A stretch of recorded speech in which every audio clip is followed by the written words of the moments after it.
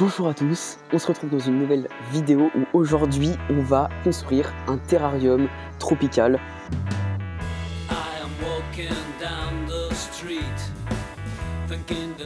Je suis hyper content de faire cette vidéo parce qu'en fait, vous voyez, on n'est plus chez moi. C'est la première fois que je vais faire un terrarium pour une animalerie, donc merci à eux. On est chez Médor et compagnie de chez Tournord, donc dans la région du Centre Val de Loire. Et ils m'ont appelé pour faire un terrarium tropical pour leur présentation. Et l'objectif, c'est d'y mettre des dendrobates. Donc, on va essayer de faire un terrarium qui va être plutôt sympa. Vous pouvez le voir, le fond est déjà fait. Je l'ai fait la semaine dernière. Je vais avoir quelques images un peu pour vous illustrer tout ça. C'est la première fois que je fais un fond en mousse expansive avec du liège, quelques racines de vigne. Franchement, je suis hyper content du résultat, vous pouvez le voir. Le terrarium est vraiment déjà trop classe. Là, il va nous rester quand même pas mal d'étapes. Il va nous rester l'étape donc du sol, de la plantation, mais aussi des petits détails qui vont faire qu'en fait le terrarium va vraiment être naturel. Vous allez voir, on a plein de petites décos, on a plein de petits matos. Ils m'ont laissé quartier libre. Imaginez un quartier libre pour prendre tout ce que je veux dans les rayons. Ça, franchement, je pense que c'est le rêve de beaucoup de personnes qui sont dans la passion. J'ai pu prendre tout ce que je voulais dans les rayons et croyez-moi, je me suis fait plaisir. Et franchement, il y a du matos de qualité, je suis assez impressionné d'ailleurs. Et ben, on va commencer le terrarium, je vais vous expliquer un petit peu les petits détails. L'idée, c'est qu'en fait, on fait une animation en même temps. Donc, il y a un petit panneau qui est juste là et qui vous montre qu'en fait, il y a des gens qui peuvent venir dans le magasin, venir discuter avec moi, venir voir un petit peu comment on fait un terrarium naturel. Je vais leur expliquer les différentes techniques et puis je vais leur présenter en même temps le matériel qu'on peut utiliser. Et là, franchement, je crois que c'est une des premières fois où j'ai autant de matériel disponible pour faire un terrarium. J'ai plutôt tendance à faire avec un petit peu de récup, avec un petit peu de trucs comme ça. Et là, franchement, ben, on a énormément de matière et je pense qu'on va pouvoir faire quelque chose de vraiment sympa.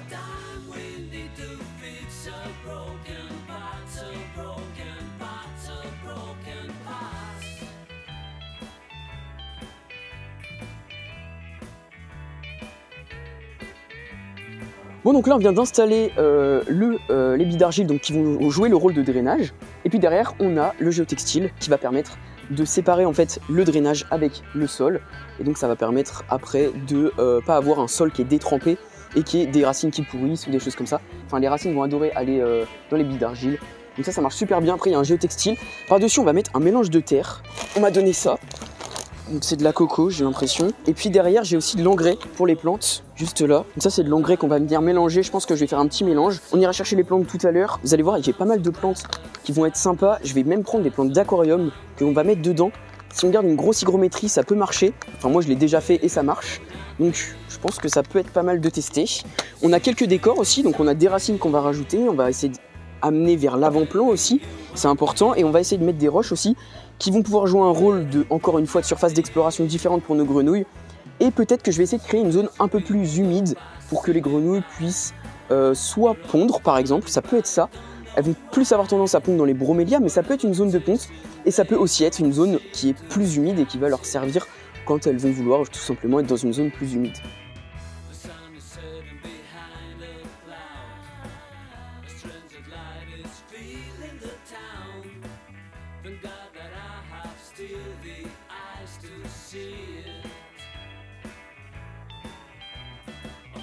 Donc là, je vais essayer de faire quelque chose. Je vais voir si la pierre peut pas essayer de créer une zone justement plus humide, une délimitation en fait avec le substrat, et que du coup, eh bien, on ait une zone qui soit plus humide pour nos grenouilles. Je vais voir si ça marche. Une fois qu'on aura brumisé plusieurs fois pendant plusieurs semaines, il va y avoir de l'eau qui va un peu s'accumuler, et du coup, la partie où il y aura moins de substrat, l'eau sera plus basse. Et donc on aura une partie plus humide. Ici, nous, on laisse les délimitations visibles pour les clients, pour qu'ils puissent voir les billes d'argile, le géotextile et le sol. C'est important pour voir les délimitations. Mais vous, si vous voulez pas trop les voir, vous pouvez faire des systèmes où on les voit pas, tout simplement. Vous faites remonter le substrat plus bas, ou alors vous pouvez même mettre des scotch de masquage. Il y en a qui font ça pour pas voir le terrarium. Même derrière, là, on voit toute la mousse expansive, on voit tout le décor. On peut mettre, il existe des films qui permettent d'être découpés après et de bien tout cacher derrière, parce que c'est vrai que c'est pas idéal.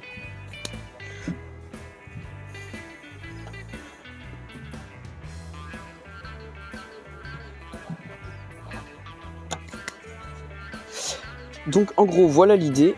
Là on est comme ça et en fait on va venir créer une délimitation avec les roches. ça marche plutôt bien je pense. Juste il va falloir peut-être mettre des billes d'argile dans le fond. Vous allez voir, on va mettre quand même de la terre, juste elle va être plus humide. Et on peut mettre de la sphaigne aussi, on peut mettre quelques plantes. Je pense que ça va bien rendre, on verra. Mais je pense que là la petite délimitation avec les pierres peut être sympa. Derrière on va rajouter quand même pas mal de substrat, là on n'a pas du tout assez de substrat. Et après on va commencer la plantation, le décor. Voilà, on va essayer de faire ça tranquillement, il faut prendre son temps et voilà.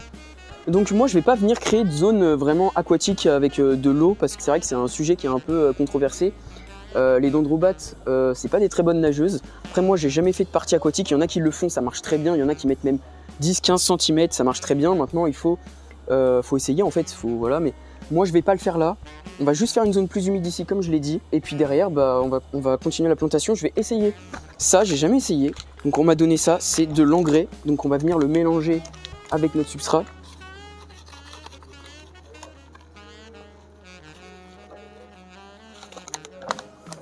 Donc moi ce que j'aime bien faire après c'est venir pulvériser pas mal.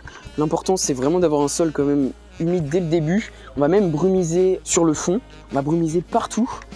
Faites attention quand vous avez de l'eau trop calcaire, ça fait vraiment des traces sur les vitres. Là il y a moyen, je sais pas si c'est de l'eau osmosée, peut-être que ça va faire des traces. Essayez d'utiliser un maximum de l'eau osmosée, c'est un peu chiant mais franchement pour des terras comme ça, quand il y a plein de calcaire c'est vraiment un enfer. Donc on va humidifier un max parce qu'après on passe à la plantation. Je vais aller chercher quelques plantes et je vais vous montrer tout ça, on va en parler un petit peu et on va planter. Et je pense que là c'est le moment où ça va vraiment rendre pas mal. On va essayer de positionner la racine aussi vers l'avant pour essayer de donner une surface d'exploration à nos grenouilles qui vont pouvoir monter après.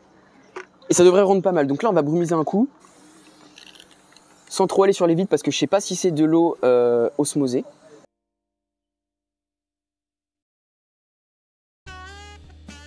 Et puis on va aussi utiliser de la sphaigne sur le fond.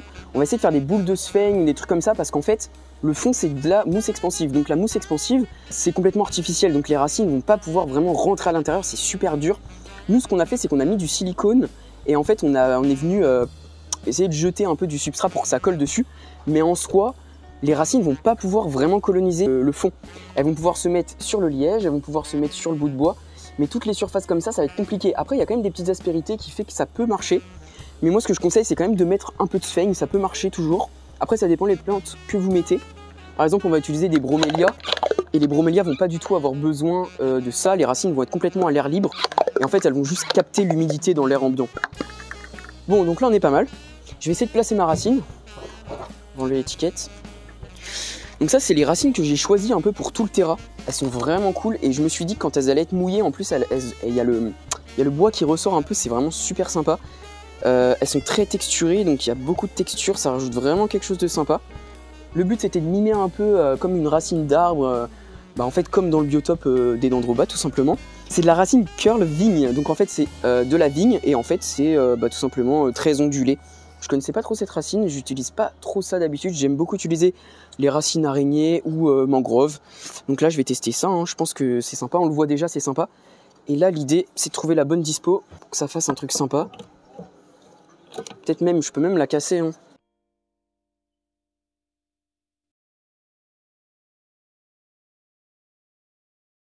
Ça c'est les moments les plus importants, faut vraiment pas les négliger parce que c'est vraiment, faut prendre son temps. Moi des fois je passe énormément de temps, mais on passe un temps fou à vraiment placer nos racines, hein. Ah c'est un truc, ah oui, ah non mais c'est un truc de fou, hein.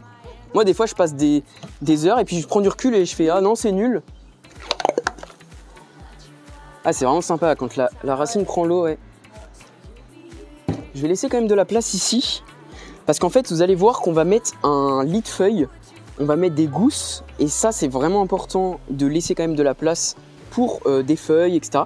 Et derrière elles vont pouvoir avoir un espace donc, où elles vont escalader. Et c'est assez important je pense de mettre, en tout cas de leur proposer un espace où elles peuvent grimper. Les dendrobates c'est pas juste terrestre, on les retrouve souvent sur le sol c'est vrai. Mais c'est important de leur donner des espaces où elles peuvent se mettre en hauteur et aller chercher par exemple des UV ou de la chaleur tout simplement. Là on n'a pas mis d'UV, on a juste une lampe LED classique. C'est celle-ci de chez Reptile System. Mais franchement, si vous mettez des UV, elles peuvent monter et s'exposer, donc c'est important de leur proposer ça. Là, on a fini la partie sol, on a mis notre petite partie humide que je teste. On a fini notre décor avec le reste de racines. Là, ce qu'on va faire, c'est qu'on va pouvoir commencer la plantation. Je vais aller chercher les plantes. Vous allez voir, on va chercher des plantes in vitro, on va chercher des mousses. on va chercher quelques bromées et on va chercher quelques plantes d'aquarium aussi qu'on va mettre dans le terra. Et vous allez voir que même les plantes d'aquarium, eh ben, elles vont tenir là-dedans parce que de base, c'est pas des plantes d'aquarium, c'est des plantes qui sont cultivées en émergé et pas en immergé. Et elles sont forcées en fait à être cultivées. Donc la plupart des plantes d'aquarium qu'on retrouve ici, en fait, elles peuvent tenir en terrarium et elles, même dans la nature, en fait, elles tiennent comme ça et juste il y a une très grosse hygrométrie qui fait qu'elles tiennent parfaitement bien. Notamment l'hygrophila, vous allez voir, on va tester avec l'hygrophila, ça marche extrêmement bien. Dans tous mes terrariums ou paludariums, je mets ça, ça marche très très bien. Par contre, il faut une grosse hygrométrie. Donc on va chercher les plantes, c'est parti. Bon, donc ça y est, j'ai récupéré toutes les plantes. Je vais vous les montrer une par une. Donc là, on a de la bromélia. On a 2 bromélias. Je vais pas en mettre plus, ça sert à rien. Surtout qu'elles ont déjà une taille assez conséquente. Donc elles ont une taille déjà assez conséquente, donc j'en mets que 2. Ça va suffire. Ensuite, qu'est-ce qu'on a? Une cagette avec de la mousse. Donc ça, c'est de la mousse sûrement de forêt qu'on m'a donnée. Je suis pas méga fan de ces mousses parce qu'elles ont tendance à pas trop bien tenir. Mais bon, on verra si ça tient. Ça peut être un essai aussi. Donc, ce qu'on a pris comme plante, on a pris du Phytonia. Phytonia, franchement, j'adore. Les textures, c'est vraiment super sympa. Ça pousse très facilement et ça rajoute aussi un peu de couleur. J'avoue que je suis pas trop fan des couleurs un peu exotiques, trop exotiques, genre rouge et tout. Mais les Phytonia, c'est vraiment très sympa. On a de l'hydrocotyle. Hydrocotyle, franchement, c'est une des plantes qui a le mieux marché dans mes projets. Et le truc sympa, c'est que ça pousse en hauteur, ça pousse sur les côtés, ça pousse en fait absolument partout. Et les feuilles rajoutent quelque chose d'assez original. La façon de pousser aussi rajoute quelque chose d'original. Et moi, c'est une plante que je trouve complètement sous-cotée et qu'on doit utiliser plus souvent. Ensuite, on a une Bucephalandra. Alors là, vous allez me dire, pourquoi une Bucephalandra? On est dans un terrarium.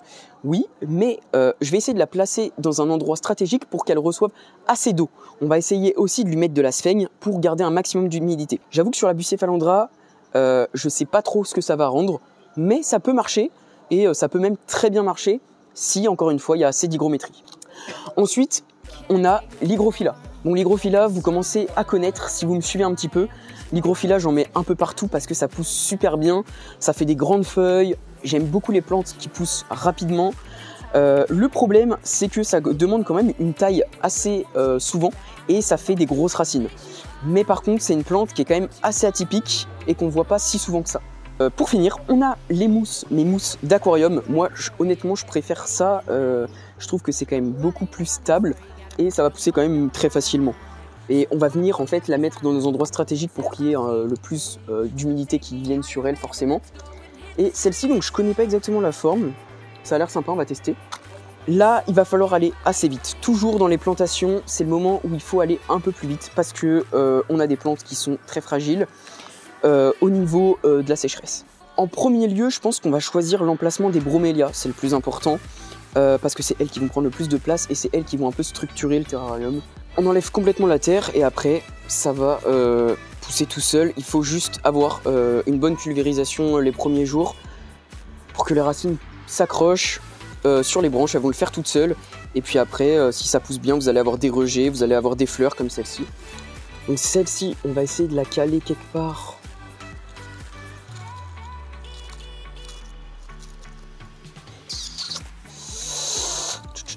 Là, ça va être trop haut, c'est sûr. Là, ça va être peut-être un peu bas, du coup. En fait, l'idée parfaite, ce serait là. Et après, tu vois, en fait, c'est juste pour la maintenir. Et tu vois, les racines, là, elles vont venir sur là.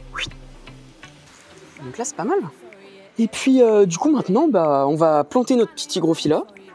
Donc l'hygrophila, il faut la mettre à un point stratégique où il va y avoir quand même pas mal d'humidité. C'est assez important. Moi, je vais essayer de la planter plutôt de ce côté-là parce que ça va venir monter en fait, ça va venir monter très très vite l'hygrophila. Moi ce que je conseille de faire, ce que j'aime bien faire moi, c'est couper carrément des fois et ça repousse tout seul et ça permet de garder un petit buisson un peu plus bas plutôt que de laisser pousser très très haut parce que franchement si vous l'arrêtez pas elle sort du terrarium. Donc voilà pour les hygrophilas. Ce qui va être très très important, c'est de bien les arroser. C'est vraiment le truc qui va faire que ça va bien marcher. Et n'hésitez pas à pulvériser sur les feuilles aussi. Ça permet de garder de l'humidité pour la plante, c'est très important. On a notre Bucephalandra, donc ça c'est une Bucephalandra Pygmaea buckytkelam. Écoutez, je connais pas, je suis pas un expert en Bucephalandra. Donc là on a 3 pieds de Bucephalandra. Honnêtement c'est beaucoup, je pense que je vais mettre au même endroit 1 ou 2 facilement. Je vais essayer de trouver l'endroit le plus propice pour garder un max d'humidité. Donc là, on n'oublie pas de remettre un coup de brumisation dans le terra. Et là, moi ce que j'aime beaucoup dans les terrains un peu biotopes, c'est que la partie avant du terrain n'a pas beaucoup de plantes. Et c'est comme ça dans les biotopes, il n'y a pas beaucoup de plantes au sol. C'est pour ça que je ne vais pas mettre énormément de plantes au sol. Au sol, qu'est-ce qu'il y a? Il y a des feuilles. Des feuilles, là par exemple, on a tubes de catapa, on a des fleurs de lotus, on a des gousses. Et c'est ça qu'il y a par terre. Et ça, c'est le truc qui rend aussi très naturel votre terrarium. Donc pas trop de plantes au sol. Et par exemple là on va mettre les phytonias de ce côté là et puis ça ira très bien. Et encore je sais même pas si je les mets. Donc là la mousse on peut venir faire vraiment plein de paquets, hein. Franchement n'hésitez pas. Et là c'est pareil, hein. C'est à des endroits assez stratégiques et il va falloir vraiment une grosse humidité. Donc là on en met sur les branches. L'idée c'est que ça pousse sur les branches. Hop, dans les coins où il n'y a pas non plus trop de lumière. Sinon ça va se dessécher très vite. La mousse, c'est pas le truc qui est le plus beau dès le début. Honnêtement, la mousse, au début, c'est pas vraiment le truc le plus beau. Mais il faut être patient avec la mousse. C'est ce qui rend votre terrarium vraiment naturel après. Donc c'est important de ne pas négliger ça et d'être patient surtout. On n'est pas trop mal. Et on a du coup notre hydrocotyle. Alors pour des dendrobates, c'est quand même très important d'avoir de l'hygrométrie mais aussi de l'aération. Moi je fais beaucoup de paludarium où je mets très peu d'aération parce que je veux une humidité à 100%, mais pour les dendrobates c'est quand même important d'avoir une circulation d'air, très important même. On n'est pas trop mal, on a fini la plus grande partie du terrarium, on a fait la plantation, donc ça c'est nickel. On n'a pas planté tant que ça, mais comme d'habitude je le rappelle, la plantation, il ne faut pas trop planter dès le début, ça va pousser et ça va prendre de la place, il ne faut pas s'inquiéter là-dessus. Il y a tout qui pousse assez facilement. Là, il y a de l'hydrocotyle qui va se propager, il y a des mousses, il y a les bromées qui vont grossir. On a quelques plantes qui vont prendre de la place. Là-dessus, moi, personnellement, je m'inquiète pas trop. On va passer à une partie que moi, personnellement, je kiffe. C'est les feuilles, les gousses et les tubes de catapa. Ça va rajouter vraiment un petit truc sympa au terrain quand même. Donc on a ces petits tubes de catapa donc de chez Superfish, franchement on va tester. J'ai jamais testé ceux-là, ils ont l'air plutôt cool. Et puis on a des gousses de lotus, donc ça vraiment c'est super sympa. Je vais pas tout utiliser mais déjà en mettre deux, c'est vraiment sympa, ça permet de garder de l'eau dedans. Ça peut servir de lieu de ponte pour vos grenouilles, ça peut aussi servir de cachette pour les bébés, etc. C'est vraiment pas mal et puis même ça donne du cachet au niveau esthétique. Donc on va tester ça. Moi j'ai déjà testé pas mal de gousses et franchement les gousses c'est un truc que maintenant je réutiliserai tout le temps parce que c'est vraiment super beau. J'ai juste oublié un truc. Ici il y a plein de mousse, je vais quand même en mettre une ou deux. Là on a des modes de mousse comme ça, je vais quand même en mettre parce que j'ai quand même envie de tester, je suis assez curieux de voir si ça peut marcher. Bon donc du coup là on va passer aux feuilles mortes. Donc là c'est des feuilles de bambou. C'est vraiment stylé. Moi d'habitude j'utilise des feuilles de magnolia ou des feuilles de catapa, de chêne, ça marche bien. Faites-les bien bouillir avant. Là c'est des plantes qui sont faites exprès pour les terrariums donc je vais pas aller les faire bouillir. Mais feuilles de bambou ça peut rendre très bien. Il y en a que je vais laisser entières et il y en a que je vais faire exprès d'effriter. Ça va servir à quoi? Ça va servir à faire des cachettes, ça va servir à garder l'humidité, ça va servir aussi à se décomposer. Du coup, quand ça va se décomposer, ça va faire de la matière organique, ça va pouvoir nourrir vos isopodes, vos arthropodes, colamboles, tout ça. Et c'est vraiment hyper important en fait. Ça va aussi... Non, c'est tout. Non, bah non. Je vais rien rajouter d'autre. Ok, donc là, tac.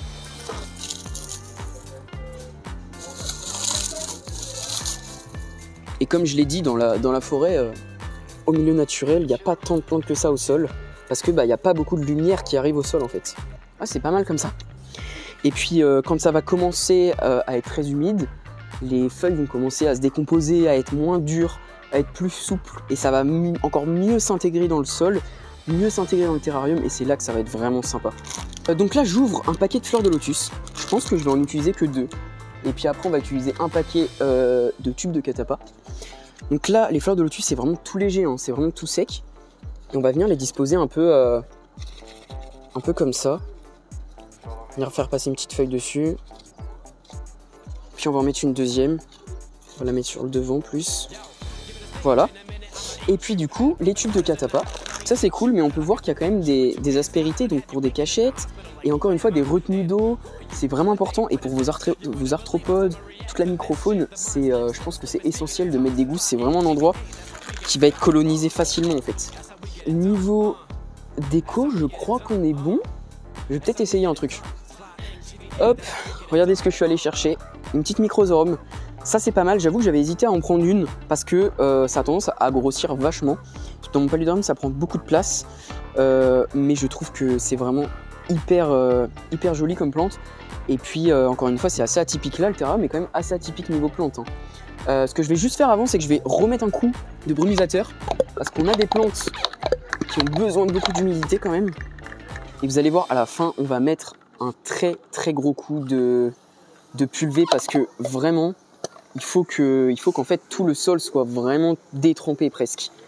Et c'est vraiment le début en fait qu'il faut pas louper quoi. Moi j'ai tendance à trop arroser mes terras, mais en fait les plantes elles kiffent ça. Le problème c'est qu'avec la pulvérisation ça va pas venir beaucoup ici. Par contre si ça pulvérise sur les pierres, ce qui est pas mal c'est que l'eau va redescendre. Ça c'est pas mal. Le truc c'est que ce terrarium il va aussi avoir besoin de pulvérisation manuelle je pense. Parce que y a des endroits assez importants à garder humides en fait. C'est-à-dire qu'il y a des zones qui peuvent rester plus sèches. Par exemple cette partie avant droite elle peut rester sèche. Même le haut du terrain ça peut aller. Mais toute cette partie centrale elle va avoir vraiment besoin d'humidité. Et même là, ah là là, ça commence à être pas mal hein. Ça commence à être pas mal du tout. Je vais aller rechercher une dernière mousse.